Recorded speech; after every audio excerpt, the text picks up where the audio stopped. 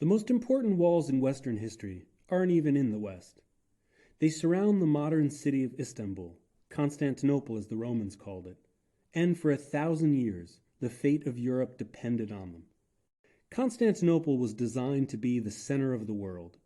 When the frontiers of the Roman Empire began to crumble in the 4th century, the capital was moved to the cultured, wealthy, and still stable East. There, at the crossroads between Europe and Asia, the hub of the major trade routes of the ancient world, the Emperor Constantine built his city. This was the city of libraries and universities, 20 times the size of London or Paris at the time. It contained the priceless knowledge of the classical world which was fading in the West. To protect this masterpiece from its many enemies, Constantine's successors built the finest defensive fortifications ever made. The first line of protection was a moat 60 feet wide and 22 feet deep, stretching all 4 miles from coast to coast. Pipes from inside the city could fill it at the first sight of the enemy, and a short wall protected archers who could fire at the soaked soldiers trying to swim across.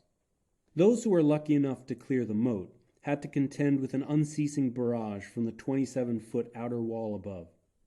Arrows, spears, or far worse, Greek fire, an ancient form of napalm that would ignite on contact and couldn't be extinguished by water, would rain down on them. Squads of Roman defenders would carry portable flamethrowers, spraying anyone trying to climb out of the moat.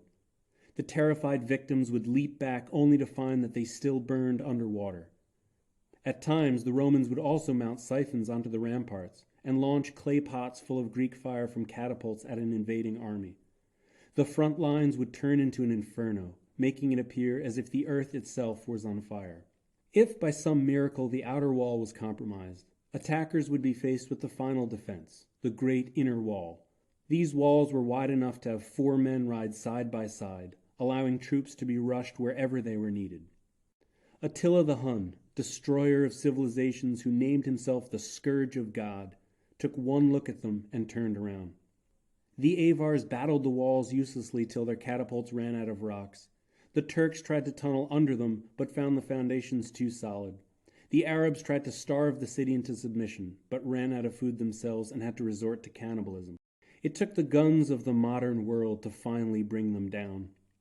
In 1453, the Turks brought their superweapon, a monster cannon that could fire a 1,500-pound stone ball over a mile. Together with more than 100 smaller guns, they kept up a steady bombardment day and night.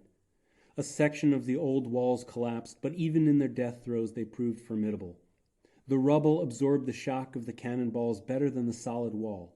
It took a month and a half of continuous blasting to finally open a breach. The last Roman emperor, Constantine XI, drew his sword and jumped into the gap to stop the onrushing horde, disappearing into legend. The city was taken, and the Roman Empire finally disappeared, but those broken walls had one last gift.